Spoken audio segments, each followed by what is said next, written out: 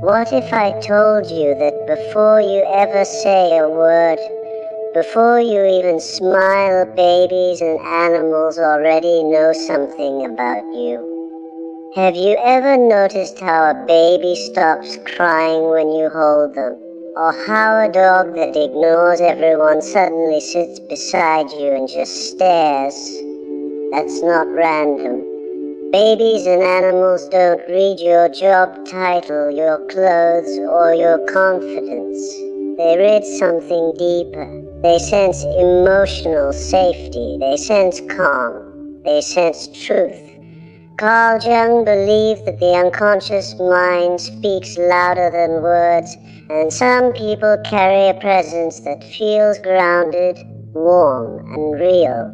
In this video, we're going to explore what babies and animals actually sense in empaths, and why their long, silent stare might be revealing more about you than you realize.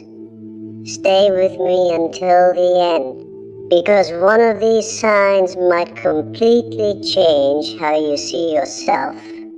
And if you've ever had a baby or an animal react to you in a way you couldn't explain, comment, "I've noticed this," below and subscribe, because we're diving deep into the psychology most people never talk about. Before words, before personality, before someone decides who you are, there is something much older at work, the nervous system. Long before a baby understands language, and long before an animal responds to commands, they are reading signals that most adults have forgotten how to notice. They are not analyzing your clothes, your status, or your confidence. They are reading your breathing, your muscle tension, your eye contact, and the subtle rhythm of your presence. In simple terms, they are reading your nervous system. Carl Jung believed that the unconscious mind communicates more powerfully than the conscious one, and in the presence of babies and animals, it is the unconscious that speaks the loudest. An empath, often without realizing it, tends to carry a regulated and balanced internal state. Their breathing is slower and more steady. Their eye contact is soft rather than sharp or dominant. Their facial expressions are relaxed, not forced. Their posture is open, not rigid or defensive. None of this is performed. It is simply how their body rests when they feel internally aware and emotionally connected. Babies and animals are highly attuned to survival cues because, for them, survival depends on accurate reading of energy. An infant cannot fight or run. An animal cannot rely on polite conversation. They must instantly detect whether someone is safe or unpredictable. They scan for tension in the jaw, tightness in the shoulders, sudden movements, and inconsistencies between expression and emotion. If someone smiles but carries anxiety underneath, the body still leaks that tension. If someone speaks gently but feels irritated, the nervous system reveals it. Babies may become restless. Animals may step back or avoid eye contact. They are not reacting to what you say. They are reacting to what your body communicates beneath words. Empaths often send a different signal. Because they are used to sensing emotions, they also tend to regulate their own. They are comfortable sitting in silence. They do not rush to dominate space. Their movements are slower and less abrupt. This creates a state of nervous system regulation known as co-regulation, where one calm body helps calm another. When a baby locks eyes with an empath and stares, it is not random curiosity. It is the infant's nervous system sensing with a stable rhythm. The baby senses there is no threat here. The same happens with animals. A dog may approach quietly and sit close, not because it was trained to, but because it detects steady breathing and relaxed muscle tone. A cat may settle nearby because there is no chaotic energy to guard against. From a Jungian perspective, this exchange happens beneath consciousness. The unconscious mind recognizes patterns of safety and coherence that have existed throughout human history. In early tribal environments, survival depended on detecting who was emotionally stable and who was volatile. That instinct still lives inside us. Empaths often carry emotional congruence, meaning their inner state matches their outer behavior. There is no strong mask. There is no sharp contradiction between expression and feeling. This alignment creates psychological coherence, and coherence feels safe. Babies and animals are especially sensitive to coherence because they do not operate through social performance. They operate through instinct. Safety at its core is magnetic. It draws attention without demanding it. When a nervous system feels secure, it becomes curious instead of defensive. That is why a baby may stare deeply into an empath's eyes without fear. That is why an animal may relax its guard and lie down nearby. The body recognizes something steady, and in a world where many adults carry stress, suppressed emotion, and internal conflict, steady energy stands out. It feels grounded. It feels real. This is what people sometimes describe as an aura, but it is not mystical in the way it sounds. It is biological. It is psychological. It is the quiet communication between nervous systems. An empath's regulated breathing, softened gaze, and open posture send a clear message without words. You are safe here. And for beings whose survival depends on sensing safety instantly, that message is powerful. They are not staring because you are different in a dramatic way. They are responding because your body is not signaling danger. In their silent, steady gaze, there is recognition, and in that recognition there is trust. Carl Jung believed that beneath our personal memories, beneath our identity, and even beneath our individual unconscious, there exists something deeper that connects all human beings. He called it the collective unconscious, a shared layer of inherited emotional patterns and archetypes that have existed long before any of us were born. These patterns are ancient. They are not learned from school or society. They are passed down through generations as emotional blueprints for survival, bonding, protection, fear, and love. While adults often live through the conscious mind through roles, titles, opinions, and social masks, babies and animals do not. They operate almost entirely from this deeper level. They respond to instinct, to energy, to archetypal signals that feel familiar at a level they cannot explain. When they stare at someone who carries empathic traits, what they may be sensing is not personality, but something far older and more universal. Empaths tend to feel emotions deeply and process experiences beneath the surface. Instead of reacting only through ego or social identity, they often respond through intuition and emotional awareness. They sense shifts in mood. They notice subtle changes in tone. They pick up on what is not being said. This way of being places them closer to instinct than performance.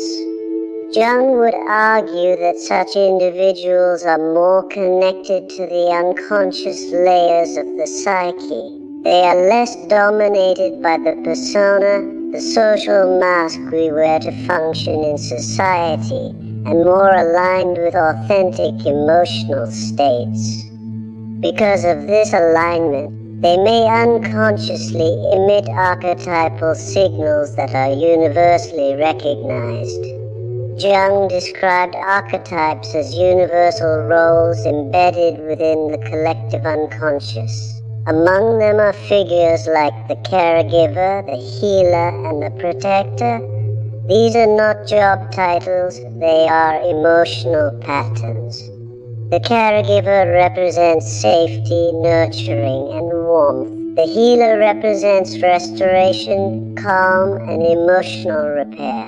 The protector represents stability, grounded strength, and quiet vigilance.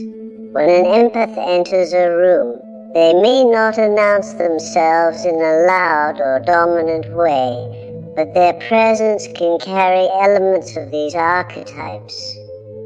Their body language may feel open rather than guarded. Their gaze may feel attentive rather than invasive. Their energy may feel steady rather than chaotic. To another adult, this might register simply as kindness or sensitivity, but to a baby or an animal, it registers as something far more primal. Babies are born into the world completely dependent on reading emotional cues. They do not understand social status or personal achievements. They respond to tone, rhythm, and emotional consistency. Animals function similarly.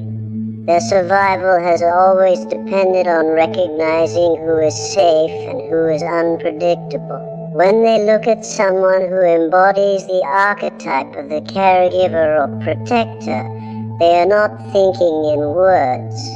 They are experiencing recognition. It feels familiar in the way warmth feels familiar, even if you cannot explain why. The stare is not curiosity in the ordinary sense. It is a quiet scanning, a sensing of alignment between what they instinctively seek and what they perceive. This is why the reaction can feel intense. A baby may lock eyes with an empath and hold that gaze longer than expected. An animal may approach slowly but then remain close, as if drawn by something invisible. From a Jungian perspective, what is happening is a meeting at the level of the collective unconscious. The empath's energy resonates with ancient patterns of safety and care that have existed throughout human history. Long before modern society, survival depended on identifying those who nurtured, healed, and protected. That instinct has not disappeared. It lives beneath the surface of the mind, especially in beings who are not yet shaped by social masks. So when a baby or animal stares, it may not be about your appearance or your actions in that moment. It may be about resonance. They are not analyzing you as an individual personality. They are responding to the archetypal energy beneath your persona. In that silent exchange, something ancient is recognized. Something wordless is understood. The gaze becomes less about observation and more about connection. They are not simply looking at you. In a very real psychological sense, they are recognizing a pattern that humanity has trusted for thousands of years. And that recognition feels both natural and deeply powerful. One of Carl Jung's most powerful ideas is that the unconscious mind is always observing, always detecting what the conscious mind tries to hide. We may think we are convincing when we smile through frustration or speak calmly while feeling anxious, but beneath our words, the body tells the truth. The unconscious communicates through micro-expressions, muscle tension, breathing patterns, tone shifts, and subtle changes in posture. Adults often ignore these signals because we are trained to focus on language and social roles. But babies and animals do not operate that way. They rely almost entirely on instinct, and instinct is a highly accurate truth detector. If someone smiles while carrying anger underneath, an animal may stiffen or step back. If someone speaks softly but feels nervous inside, a baby may become restless or start to cry. They are not reacting to the performance. They are reacting to the contradiction. This is where the concept of emotional congruence becomes important. Emotional congruence means that what you feel internally matches what you express externally. There is alignment between your inner emotional state and your outward behavior. Empaths often have high emotional congruence because they are deeply aware of their own feelings.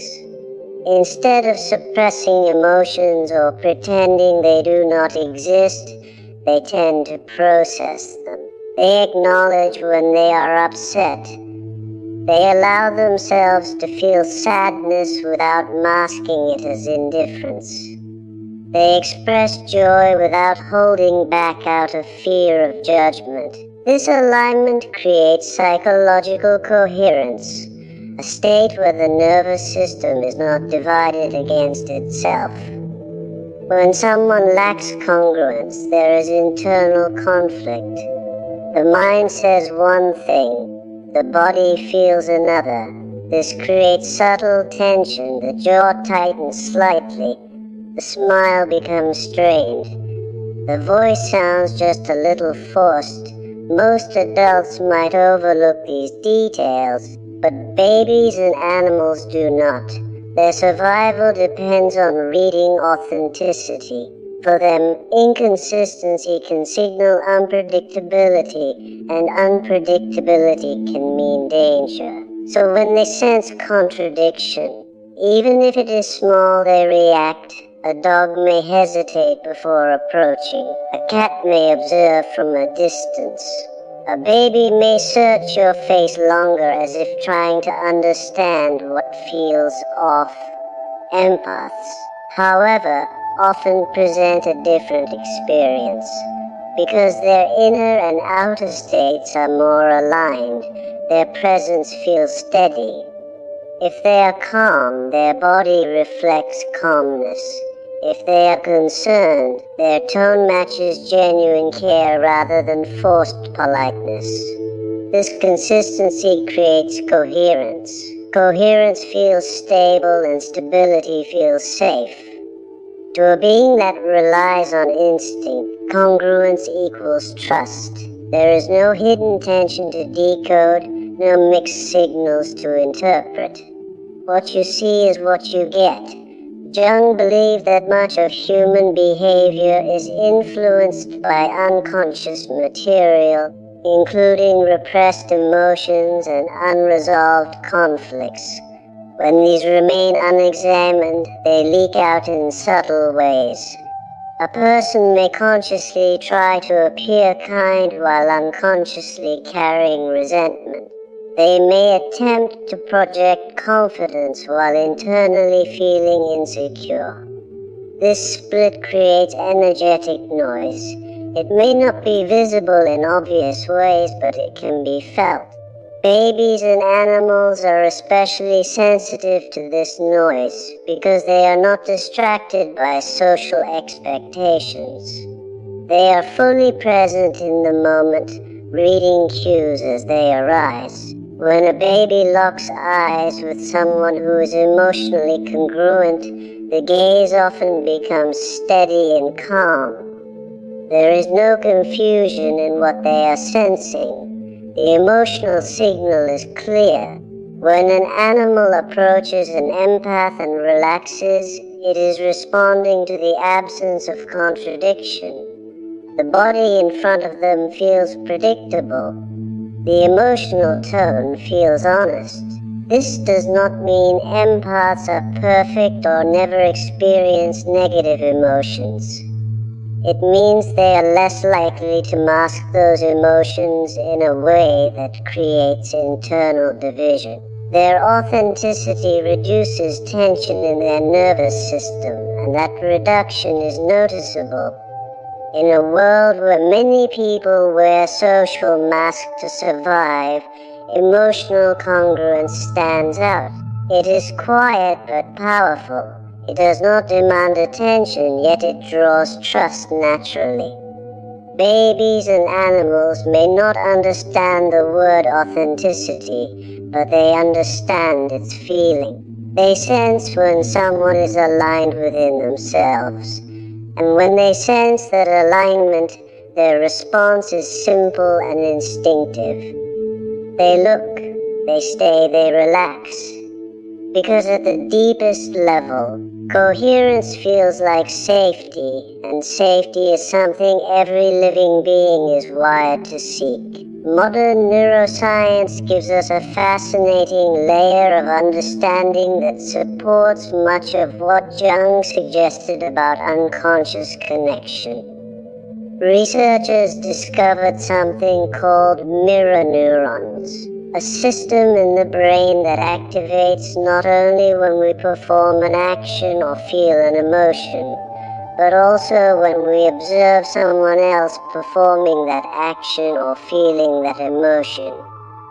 In simple terms, these neurons allow us to internally mirror the state of another person. This is the biological foundation of empathy. When you see someone smile, your brain subtly activates the same pattern as if you were smiling. When you notice someone in pain, parts of your brain simulate that pain. Empaths are often believed to have highly responsive mirror neuron systems, meaning they pick up on emotional signals quickly and reflect them back with surprising accuracy. They do not just understand emotions intellectually, they experience them in real time within their own nervous system. This becomes especially important when we look at babies. A baby develops its sense of self through a process called emotional mirroring. In the earliest months of life, an infant studies the caregiver's face to understand what it is feeling. If the baby cries and the caregiver responds with a calm, compassionate expression, the baby's nervous system begins to settle. The infant learns, my feelings are manageable. But if the caregiver responds with anxiety, frustration, or emotional absence, the baby absorbs that state instead. Identity is built through reflection. The baby looks into a face and discovers who they are through what is reflected back. Animals bond in a similar way. They may not build identity like humans do, but they rely heavily on emotional reflection to determine connection and trust. A dog watches posture and tone. A cat reads subtle tension shifts. They respond not just to behavior, but to the emotional field around them. When an empath looks at a baby or an animal, something subtle but powerful happens. The empath does not stare with dominance or distraction. They soften. Their facial muscles relax. Their eyes become warm and attentive rather than sharp or invasive. They tune in. This tuning in is not dramatic or exaggerated. It is quiet alignment. The empath's nervous system adjusts to match the emotional state in front of them. If the baby is curious, the empath reflects gentle curiosity. If the animal is cautious, the empath responds with calm steadiness. This is emotional matching, and it happens almost automatically. The mirror neuron system is doing its work beneath awareness. For the baby, this experience is deeply regulating. They see themselves reflected back calmly. Their excitement is met with warmth, not overwhelm. Their uncertainty is met with patience, not tension. The reflection feels stable. It tells the baby, your emotions make sense, you are understood. That feeling is incredibly powerful for a developing mind. For the animal, the effect is similar. The animal senses emotional attunement. There is no chaotic energy to decode, no aggressive undertone to guard against. The empath's reflection communicates alignment rather than threat. In that moment, the animal's nervous system can lower its defenses. What makes this interaction so intense is that it becomes a feedback loop. The baby looks at the empath. The empath softens and mirrors. The baby senses calm and relaxes further. That relaxation deepens the empath's warmth. The loop strengthens. The same can happen with animals. A dog locks eyes briefly. The empath responds with gentle presence. The dog senses safety and moves closer. The empath's body language becomes even more open. The connection builds silently. It is not forced. It is not dramatic. It is biological synchrony unfolding in real time. This is why they do not just look and then look away. They lock in. The gaze lingers because something meaningful is happening at a nervous system level. It is recognition, regulation, and reflection happening all at once. Jung spoke about deep unconscious connections between individuals, and neuroscience now shows us one of the mechanisms behind that connection. Mirror neurons create a bridge between two beings. In the presence of an empath, that bridge feels clear and steady. The baby or animal is not simply observing a face. They are experiencing themselves being accurately reflected. And in that reflection they find calm, understanding, and connection. There is a powerful difference between awareness and aggression, and babies and animals can sense that difference instantly. Empaths are often highly aware of their surroundings. They notice subtle shifts in tone, small changes in body language, and emotional undercurrents that others might miss. But unlike dominant personalities who use awareness to control a room, empaths rarely project threat. Their awareness is quiet. It is observational rather than overpowering. This creates a unique presence that feels both attentive and safe at the same time. In the animal world, a stare can mean dominance. Predators lock their eyes onto prey with intensity and control. The body becomes still, the gaze sharp, the energy focused on asserting power. Humans carry versions of this too. A hard stare, stiff posture, sudden movements, or tightly controlled facial expressions can signal authority or even intimidation. Animals instinctively recognize these signals because their survival has depended on reading them accurately for thousands of years. When an animal looks at a human, it is constantly calculating. Is this person tense? Are their shoulders tight? Are their hands moving quickly or unpredictably? Is their eye contact invasive or calm? Even a slight forward lean combined with fixed eye contact can feel like pressure to an animal. Babies do something similar. They study faces and body movements carefully. Sudden loud reactions or exaggerated expressions can overwhelm them. Fast, sharp gestures can trigger discomfort. Their nervous systems are still developing, so they are highly sensitive to intensity. They do not need language to understand when energy feels forceful. Empaths tend to move differently. Because they are emotionally attuned, they often adjust themselves naturally in shared space. Their movements are slower, not in a weak way, but in a grounded way. They do not rush toward interaction. They allow space. Their gestures are softer, less abrupt. If a baby flinches, they instinctively ease their posture. If an animal hesitates, they avoid forcing contact. This is not calculated strategy. It is subconscious respect for boundaries. Empaths often understand, without thinking about it, that connection cannot be forced. It must be invited. This creates what seems like a paradox. Empaths have high awareness. They are deeply tuned into what is happening around them. Yet they carry low threat. They are alert but not aggressive. Attentive but not invasive. Present but not overpowering.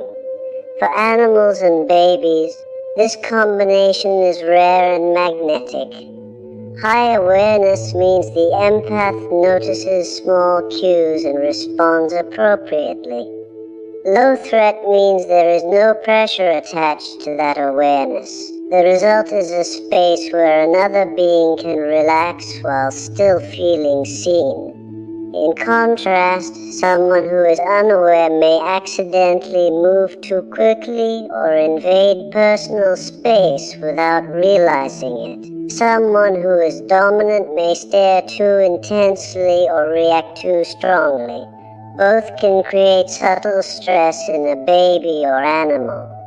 But when someone embodies awareness without aggression, the interaction feels balanced. The animal senses, this person sees me but is not trying to control me. The baby senses, this face is watching me but it is calm. That balance is powerful. There is also something important about predictability. Slow movements and steady reaction signal stability. In nature, unpredictable movement often signals danger. Quick jerks, loud bursts of energy, or sharp changes in posture can activate defense responses. Empaths tend to react less abruptly. They pause before responding. Their breathing remains relatively steady. Their tone does not spike suddenly. This consistency lowers perceived threat. Over time, animals may approach closer. Babies may maintain longer eye contact. The space feels safe enough for curiosity. This is why the presence of an empath can feel magnetic without being loud. It does not demand attention, yet it attracts it. The magnetism comes from balance. High awareness ensures attunement. Low threat ensures comfort. Together they create an environment where instinct relaxes instead of guards. The stare you receive from a baby or animal is not about dominance or submission. It is about assessment followed by acceptance. They calculate the signals, sense the absence of aggression, and choose to stay engaged. In that silent exchange, awareness meets trust, and trust naturally holds attention. Here is where the idea becomes deeper and more powerful. Carl Jung believed that every human being carries a shadow. the hidden side of the personality that contains pain, anger, fear, jealousy, shame, and all the parts of ourselves we were taught to suppress. Most people try to avoid this shadow. They deny it, hide it, or project it onto others. But Jung argued that true psychological strength comes not from pretending the shadow does not exist, but from integrating it. Shadow integration means acknowledging your darker emotions, understanding where they come from, and learning to manage them without letting them control you. It does not mean becoming perfect, it means becoming whole. And according to Jung, people who do this radiate a very different kind of presence. Empaths often go through deep emotional experiences. Many of them have suffered in silence. They have felt misunderstood, overwhelmed, or emotionally burdened. But instead of shutting down completely, they tend to reflect. They ask difficult questions about themselves. They process pain rather than bury it. Over time, this creates emotional depth. Their kindness is not naive. Their calm is not empty. It is earned. When someone has faced their own anger, sadness, or fear and learned to sit with it, their nervous system becomes more stable.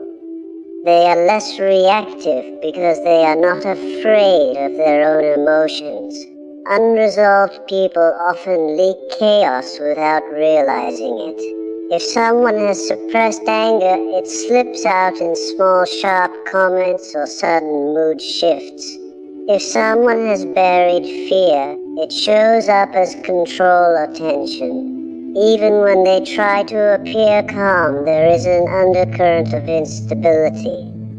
Babies and animals are incredibly sensitive to this. They may not understand trauma or emotional repression, but they sense inconsistency. They sense when energy feels unpredictable. That unpredictability creates subtle stress. Integrated people feel different. When someone has faced their shadow, their presence becomes grounded. They are less likely to overreact because they are familiar with their own triggers. They are less threatened by discomfort because they have already explored it within themselves. This creates emotional steadiness. Their calm does not collapse under pressure. Their kindness does not disappear when challenged. There is a quiet strength beneath their softness.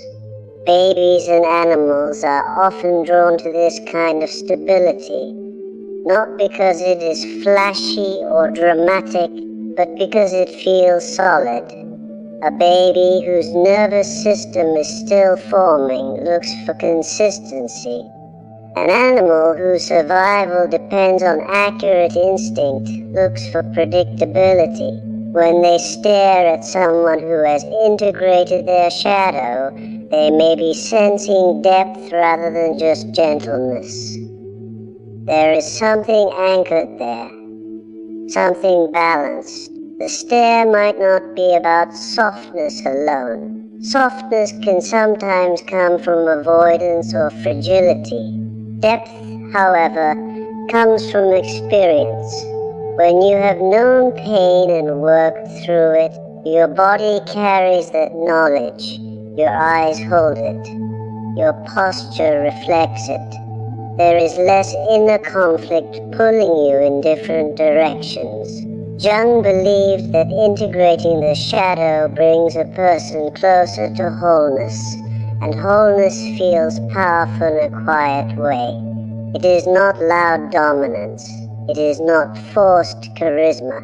It is stable presence. Animals often approach people who feel grounded. Babies often gaze longer at faces that feel emotionally steady. This may be because integrated individuals emit less internal noise. Their nervous system is not fighting itself.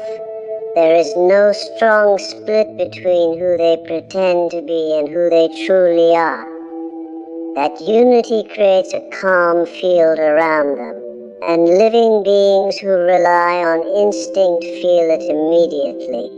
So when a baby or an animal locks eyes with someone who has done inner work, it might not simply be curiosity. It could be recognition of emotional maturity. They are sensing that this person has faced darkness without becoming controlled by it. They are sensing strength without aggression, calm without suppression. In a world where many people run from their shadow, someone who has embraced it stands out in a subtle but powerful way. The gaze lingers because depth holds attention, and stability invites trust, though quiet speaks louder than words ever could. The word aura often sounds mystical, almost supernatural, as if it describes something invisible and magical floating around a person. But when we slow down and look at it through psychology, the idea becomes far more grounded and far more powerful. What people call an aura may not be magic at all. It may simply be psychological coherence. It may be the result of a regulated nervous system, emotional authenticity, archetypal depth, shadow integration, non-threatening body language, and genuine attuned presence all working together at the same time. When these elements align inside a person, the effect is noticeable, not because it glows, but because it stabilizes the space around them.